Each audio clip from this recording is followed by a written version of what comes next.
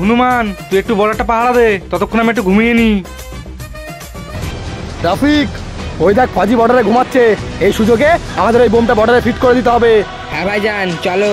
ব্যাগটা নিয়ে পেছন পেছন আয়। ভাইজান আমি পারবো না, এই ব্যাগটা তুমি নিয়ে যাও। ব্যাগটা তোকে নিতে বলেছি, তুই নিবি। আমি পারবো না, তোমার ব্যাগ তুমি নিয়ে যাও। এবার চুপচাপ ব্যাগটা নিয়ে আমার পেছন পেছন আয়।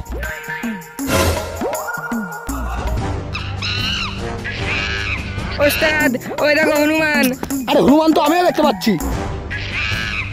আরে ওই লোকগুলো কারা এদিকে আসছে? এই তোরা কারা? রাফিক, ফৌজিকে বলবি না আমরা আতঙ্কবাদী। কি রে কথা কানে যাচ্ছে না? না বললে কিন্তু গুলি মেরে দেবো। ওস্তাদ আমাকে বলতে বারণ করেছে যে আমরা আতঙ্কবাদী।